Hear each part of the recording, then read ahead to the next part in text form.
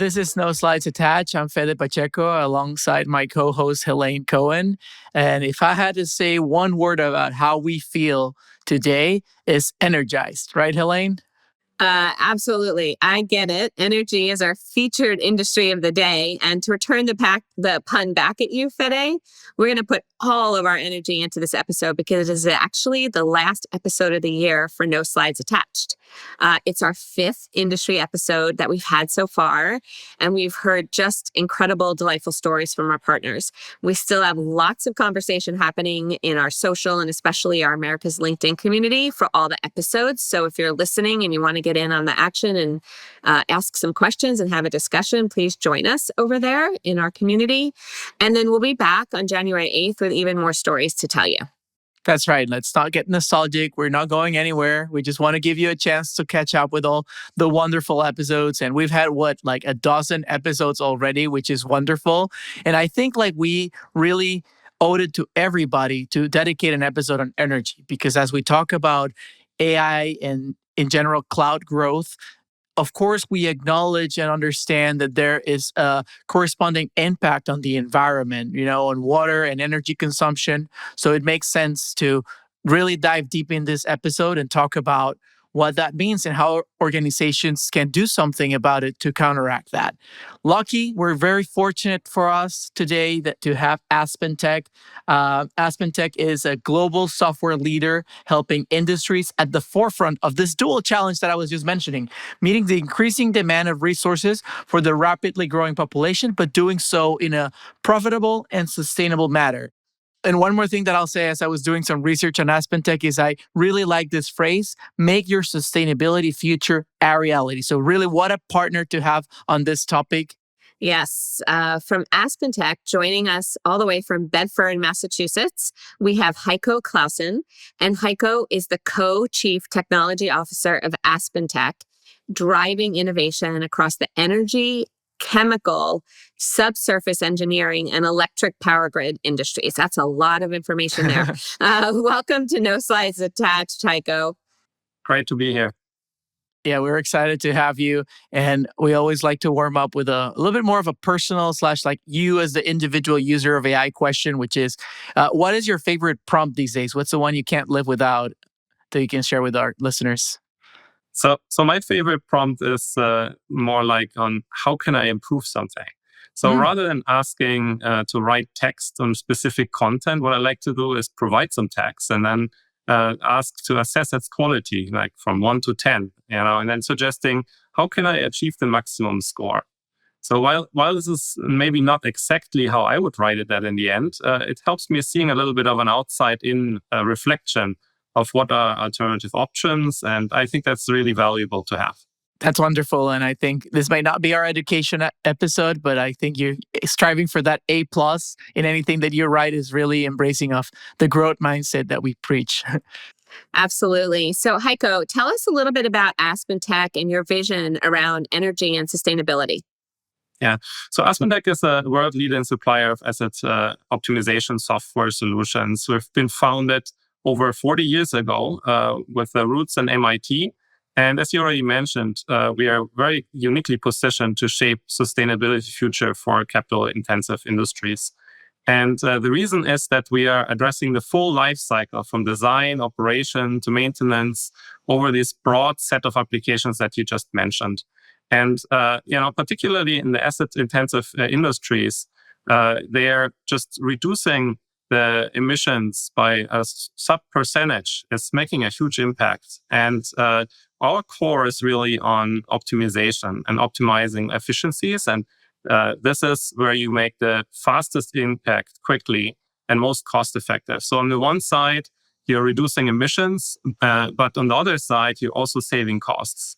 And what is important to note here, speed really matters because it's a little bit, like you're investing. If you move faster, then it pays dividend over a long time. And that's, I think, really a core thing to take out of here. As you already mentioned, we are very heavily invested in a various set of industries, and particularly also in the grid space. So we are driving modernization of the electric grid. So you're talking smart grids, enabling renewables, prosumers, etc. And this is really key if you want to take advantage of renewables and storage in the future, because the generation, they can't really control if there is renewables being pushed into the network. So the understanding of how much renewable energy is deployed and when it will be brought into the network is really key, so that you can stabilize the network and that you can bring other resources on.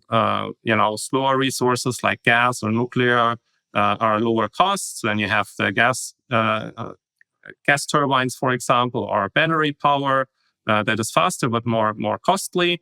And in the end, you always have to drive for stability of the network. So, if you can predict what's going to happen, you can take more advantage. You can bring more renewables into the network and still run in an efficient way. Also, we have focused on subsurface imaging solutions for example, help you identify the best locations to store and captured CO2. And we are also very active in the design space. So we actually our initial start was around the chemical space and how to create in an efficient way certain chemical processes. And we've just in this area, for example, released a product what's called path. So basically, we enable pathways that can create products from emissions. So imagine you want to, or you have CO2 and you want to create methanol. So we have the strategic planning for sustainability pathway product, and that helps you identify the right process that can make this transition. So there are many, many different ways to converting this, but there's maybe one optimum for your particular setup. And this is, for example, something that we enable with our optimization capabilities in the core. Thank you. You really do a lot in so many areas. So thank you for that awesome summary. I heard words like optimize and predict. So therefore, it's really clear already how artificial intelligence with this RISE can really add value there. But we want to ask you, looking at the future based on the trends that you're seeing today, what's it like, that impact? Yeah. So, there's many trends, and you already mentioned in our industry, there's certainly a strong trend around sustainability. But if we're talking about AI strategy within the company, we're focusing about also application-independent megatrends, something that you can really rely on a long-term side. So one aspect here is the term VUCA. You might have heard that. So it's volatile, uncertain, complex, and ambiguous. That's kind of capturing our world of today. And to address this, we're really trying to drive agility. So, aspects like model sustainment. Models are changing over time. Processes are changing over time. So with machine learning, we can, update these models as data comes in and have a better representation of them, and therefore have better optimization of these assets. Also taking into consideration probabilistic models or optioneering. These are different ways of user experience that you can explore to address such an environment in an efficient way. Another mega trend that we're focusing on is democratic change. And here I'm talking about, on the one side, experts transitioning out of the industry that have a lot of experience, but also then a new workforce coming in that have a different set of experience and that have an expectation maybe not to stay in the same job for 40 years, but maybe just 3 or a shorter period of time. And this is really where the guidance systems come in. And I'm sure we're going to talk about large language models later. So this is really an angle where this is really, really helpful. And another trend that we focus on is around efficiency, also nearshoring. Here, this is really in the core of artificial intelligence. It's around automation, driving speed, driving, efficient processing of larger data sets, autonomy, you name it. So this is really where we see key trends here. If you're just looking at the large language model space, we certainly see trends towards open sourcing these models. You've seen some release from NVIDIA not so long ago, and also, trend towards small language models, for example, for proprietary on-prem local tasks on not these big server machines, but maybe more edge devices. So this is something that's, I'm sure, going to come. Yeah, that's fascinating. I hear so much in all different components of your business, everything from employee attrition, to optimization, and just it's fascinating that it really covers your entire business where AI can help. One of the things that we've talked to also all of our guests about, and as you know, Microsoft has made security its number one priority. Can you tell us a little bit about, security and how that's really playing into your industry and what role it's playing? Yeah, you can imagine that cybersecurity is really a key concern and also an important differentiator in our industries, and it's not new. I mean, you can imagine if you're in an asset-intensive industry like ours, a chemical plant, an electric grid, these things can't fail. They're critical infrastructure, they're safety relevant, etc. So we take cybersecurity very, very seriously and employing standards like ISO 27001, NIST, NERC, you name it, and also secure development principles. And it's not just that this is, a new thing, but as it's, world is changing, it's just becoming more and more important. And it's also a significant differentiation that we see, given that we have this background from this space, our practices are then in the end also in broader areas a differentiation for us. We've seen multiple countries that have been, releasing standards around AI, around cybersecurity regulations recently in Europe, that even fine unsecure OT data aggregation. So this is also something where, for example, homegrown peer-to-peer connections, they can get penalized. And for us, it's an opportunity because we always, bet on this more secure infrastructure. We have also an offering around an OT data fabric that really allows, securing this data in an efficient way, fostering connectivity, not just peer-to-peer, but in this fabric way. And then also, enabling connectivity to third parties, cloud, and compute, where you need to do it for your particular application. Amazing, all the things that you're doing. I'm excited about the next question that I have for you because you're a CTO and you might have a million examples, just like you've already told us so many things that you all cover. But if you look back into what was possible a few years ago and then look at the present, what is one really big milestone that you've seen achieved in this industry? And I'll have to ask you to choose just one that you're really excited about, like kind of like your favorite child. It's a tough question, but I'm sure something has come top of mind for you. Yeah, so I mean, I would have two, but let's say maybe I start with one. So one is a little bit more hidden because it's has an industrial touch, so it's not as obvious to the general public that I'm very passionate about, and that is, we are coming from a simulation space, and there's always a simulation reality gap. Okay. And data is really critical in order to close this simulation reality gap. And as I already mentioned, asset behavior changes over time. For us, it's aspects like fouling, corrosions, etc. So bringing this asset model closer to reality is really key into driving maximum optimal regime of operations here. Now, using standard data-driven models is possible here. But in our industry, that's just not good enough. Adherence to constraints is really, really key for safe operations.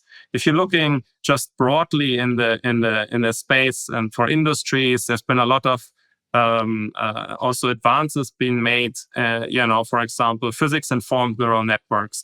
These approaches have the constraints and the cost functions. So in the end, what you penalize during training. But once the training wheels come off, there's no guarantee that these are fulfilled.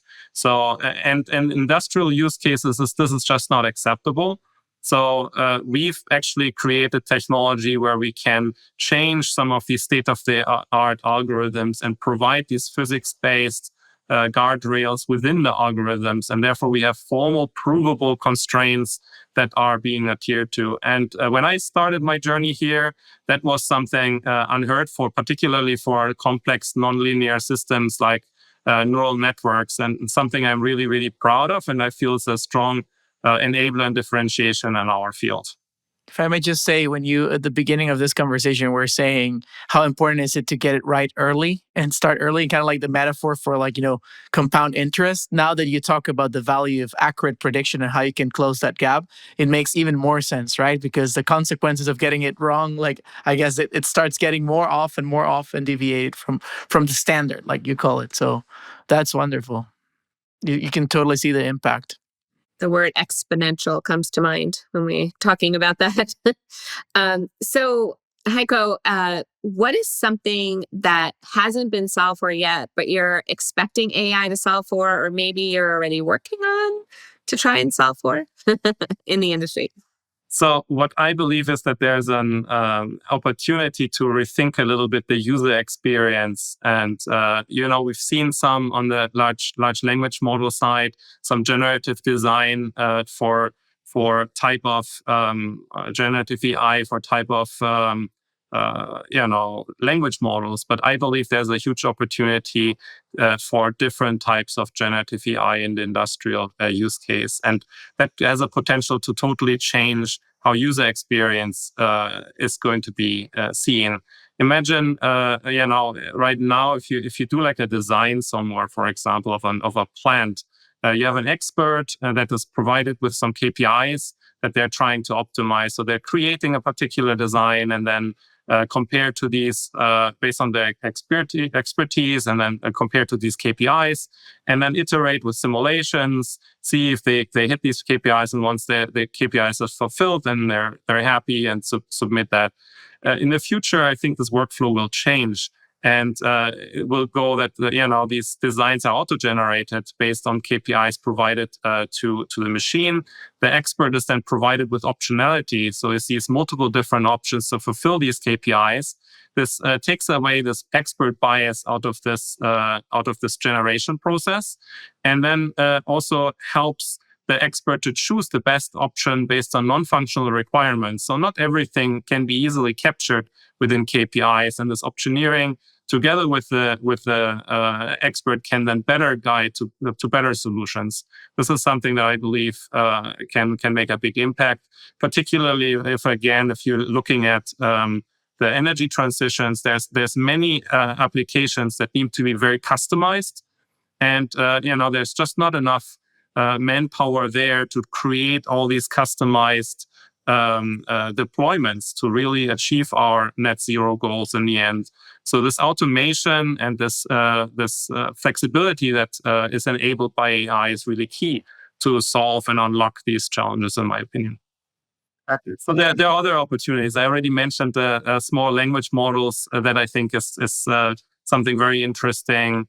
Also, you indicated before that there's some challenges around compute and energy consumption from training large models like foundation models. So I also think there's a lot of interest in new technologies like neuromorphic processing and other very efficient ways to reduce energy consumption in this space as well. Yeah, I assume that, the more we understand, we can optimize how we use generative AI to be less, to using less resources to leverage it. So it's kind of like an endless cycle in this industry, because you're like using generative AI to be more sustainable, but also learning how to be more sustainable with the use of generative AI. It's kind of, I'm fascinated by that.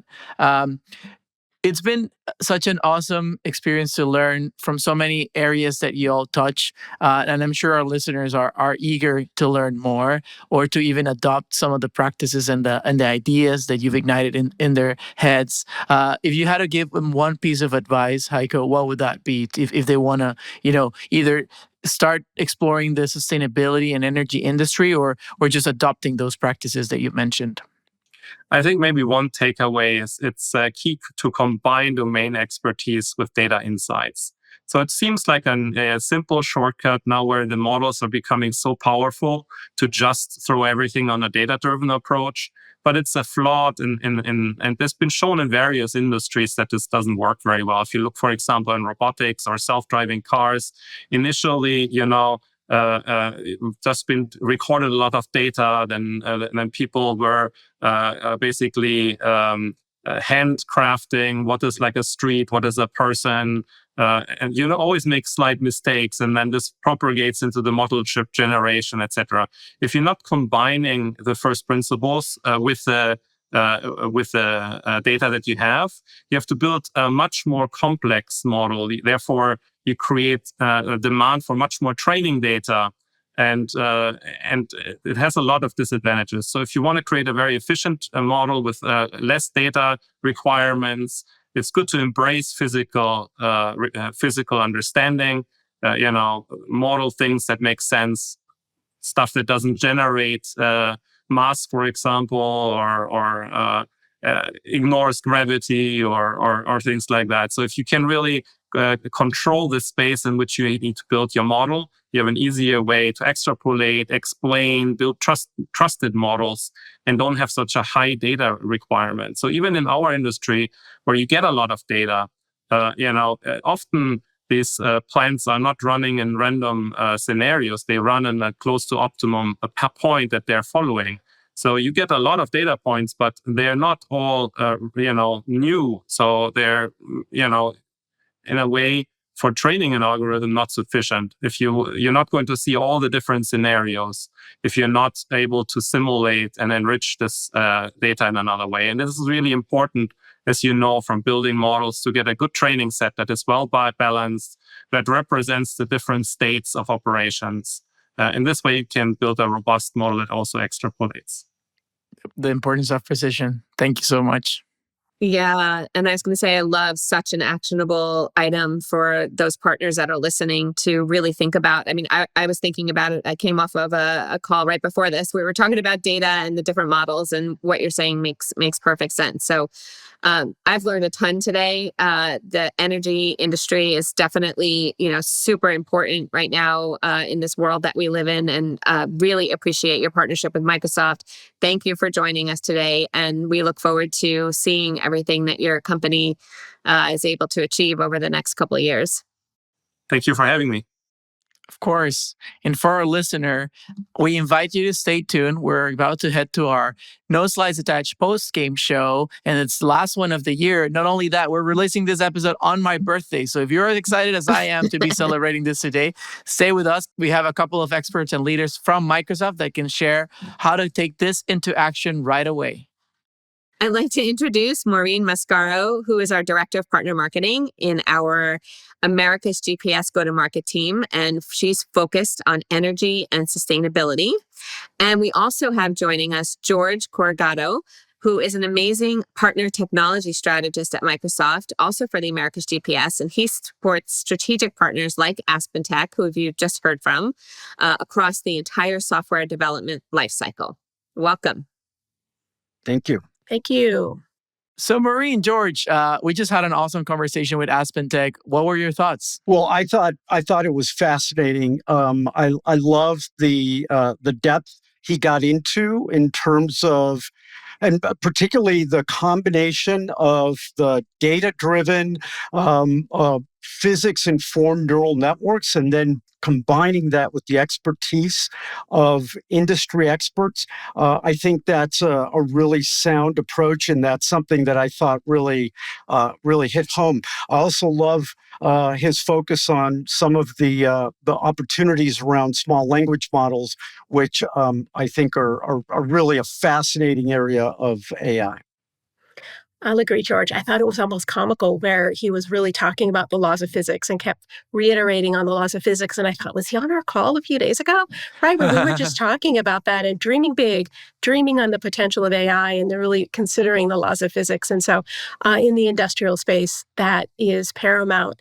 And the other thing I thought was really important is the hint and the push on the fact that this is critical infrastructure.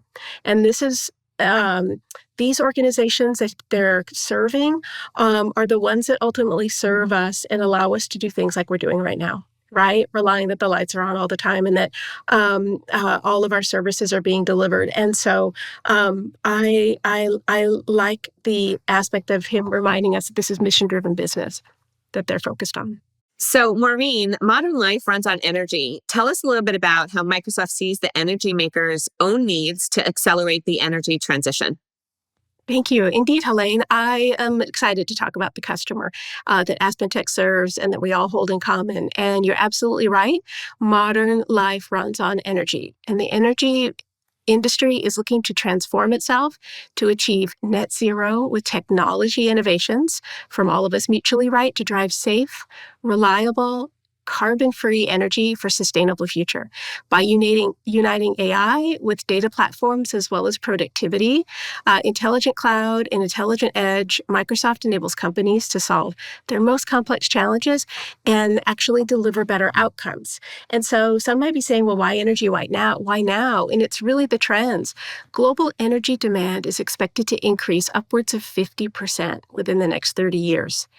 And this particular sector actually contributes upwards of 70% of the global carbon emissions. And so mutually, this is a lot of opportunity for us to unite our digital power to help them out. Because ultimately, they're faced with something that we call the energy trilemma. First of all, they're looking to ensure secure and reliable supply. We heard that from our guest, right? Provide abundant and equitable access, and ultimately maintain sustainable practices. So at Microsoft, we see this customer coming in three different shapes or three different verticals. One is oil and gas. The second is mining, and the third would be power and utilities. So Microsoft works with all of these energy leaders to ultimately unlock the power of AI and accelerate energy transitions to help meet energy demand and help them solve, again, their most complex challenges. I, as a marketer, am talking to them and telling them about a series of stories on how we can help them realize these prospective outcomes. And one we talked a little bit about, you heard AspenTech talk about, one is on accelerating net zero and the mission to really capture carbon and sequester carbon and really bring those emissions down. Across this customer base. You also heard them talk a little bit about the workforce, right? In the energy workforce. And this is happening in energy as well as we see in education, as well as we see in state and local government, that there's a wave of retiring professionals that have dedicated their lives to this space. And we see a new crop of people coming in, and they've got really modern ideas. And this is a great way to showcase how technology can ultimately help them achieve their goals that they likely are likewise wildly sensitive to. I also would want to have you think about something else we heard AspenTech talk about, which is about assets and asset management. This customer has a massive span across the earth in how they actually operate. It is far and wide, and it is deep. And so they have a lot of really interesting opportunities and challenges that we're confident AI will help them with. And ultimately, right, they are motivated to grow and use AI to build really sustainable businesses. So there's a lot of opportunity here, Helane, a lot of opportunity to transition, modernize, and help this really critical customer and critical infrastructure customer. I guess the next logical question, as we talk about this energy transition, it's a bit of a repeat question with what we ask our guest, but I feel like we need to get your perspective. How can AI accelerate this transition? How are you seeing it currently doing through the market trends and everything that you're so involved with? So what's interesting is AI, traditional AI, statistics, analysis, models that represent these systems are the heart and soul of a lot of these technologies and companies. They've been doing this for a long time. That's my background, is all around analytics and statistics and building these models. And the nuance that you get with these physics-informed models is really beautiful, because at the end of the day, what's really important is that even Heiko mentioned that even a less than a percentage change will have an enormous impact in terms of pollution or carbon emissions, et cetera. So every little bit of efficiency that can be drawn from these systems is going to have a big impact.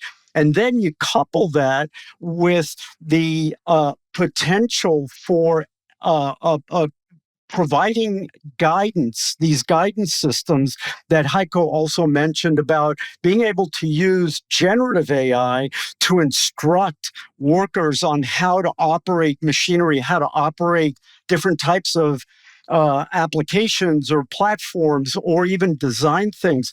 This is where I think there's a real transformation coming, because we can intuitively think about getting guidance from a chat, right? You can type and talk to a model, it talks back. That's wonderful.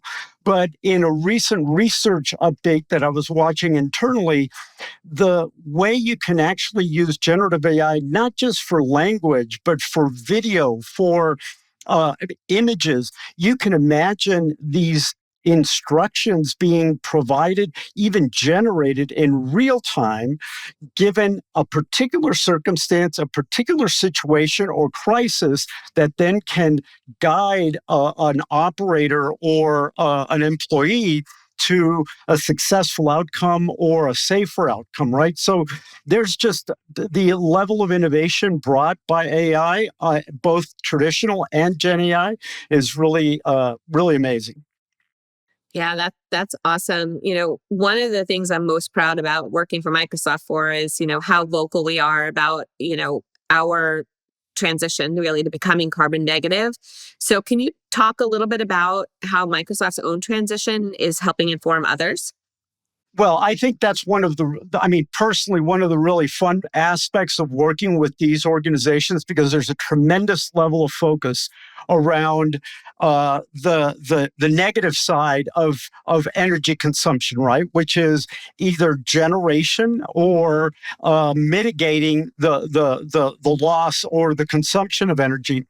I work with a number of partners that are very focused on doing the optimization of the consumption. But one of the things that I love about Microsoft is this focus and commitment to net zero, and actually generating energy wherever possible. One of the recent trainings I was doing was talking about how Microsoft obviously has to generate a lot of energy because AI consumes a lot of energy, and we actually touched on this with Heiko.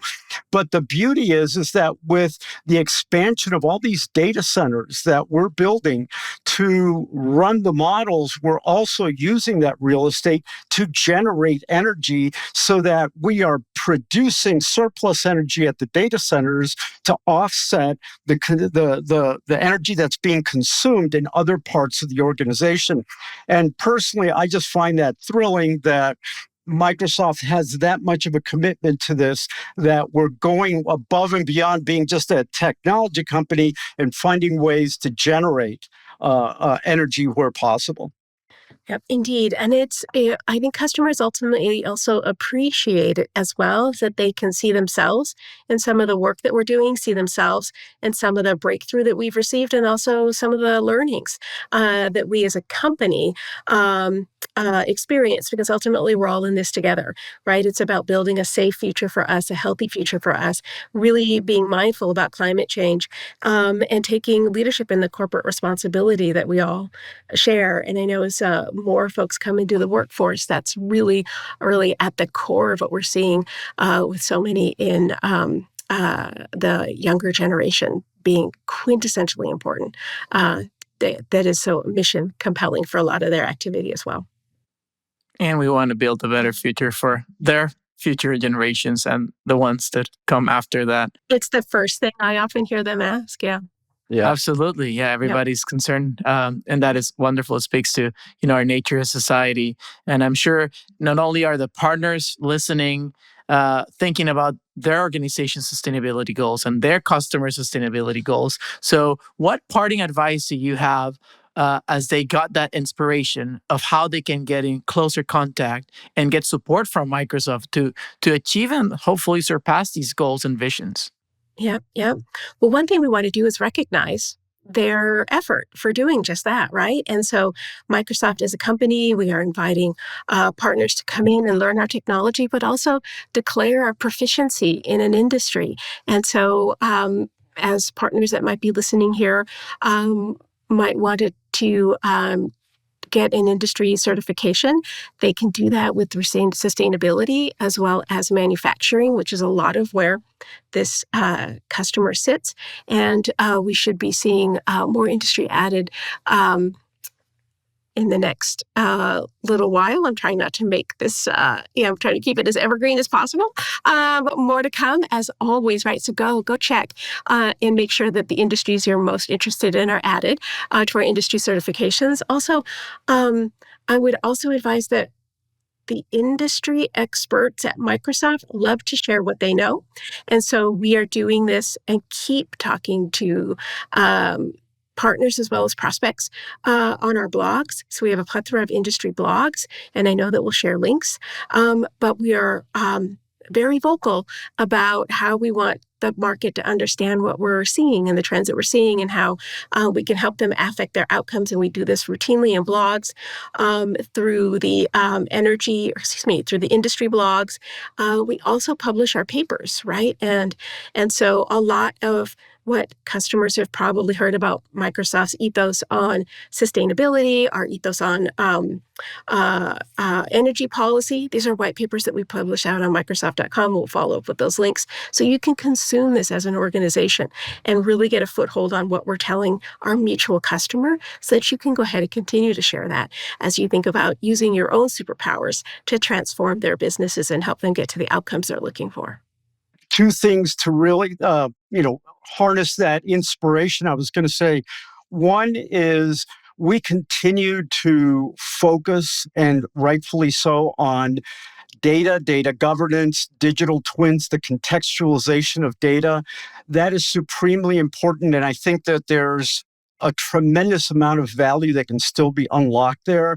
So data is never going to go away. It's the lifeblood of technology. So the way Microsoft has provided technology to harness and govern that is supremely important.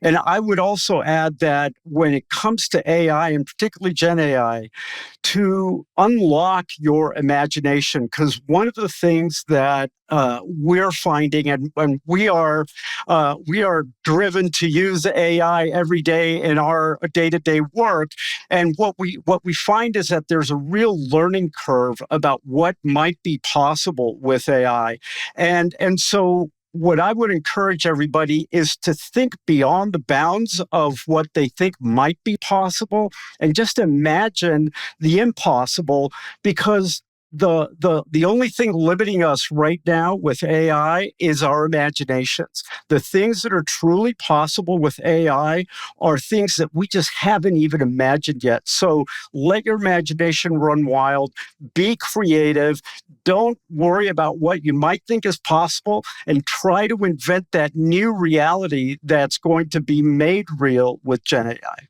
George, that is such a great note to wrap our session on. You know, one of the things that we've heard throughout all of our interviews is the importance also of our partners being customer zero and testing themselves and using the AI and using Copilot and to see what is possible, the art of the possible. And so I just want to thank you both, Maureen and George, for joining us today. This is such an important topic. And, just listening, obviously I have a lot to learn in this industry, but, hearing what you have to say, I think, keeping that conversation going is so important. As you were talking, Maureen, I'm just like having those conversations alone and the awareness is just so important. So again, we really thank you for being here and look forward to seeing all of the opportunity that we have in the energy industry. Thank you both. Thank you, Fede. Thank you, Helane. And for our listener, thank you for tuning in. If you stayed this long, this is the most awesome birthday gift you could have given me. So, and it's also Helane's birthday in a couple of days, I found out. So this is awesome that you're here and committed to a more sustainable future for your organization and your customers. We have plenty of episodes for you to catch up on throughout this holiday break that we will have. And we'll be back with you in the early 2025 to bring you a couple more industries still for this second season. So in the meantime, any thought or comment, suggestion, or idea that you have for us, remember we have our Microsoft America's partner community, and you can reach out and interact with all of our speakers there. Thank you so much for tuning in. We hope today's conversations have ignited fresh perspectives and inspired you to take new opportunities in this changing landscape of AI. Stay tuned for more insights and stories on No Slides Attached. Be sure to listen in and follow us at noslidesAttached.com or wherever you get your favorite podcasts.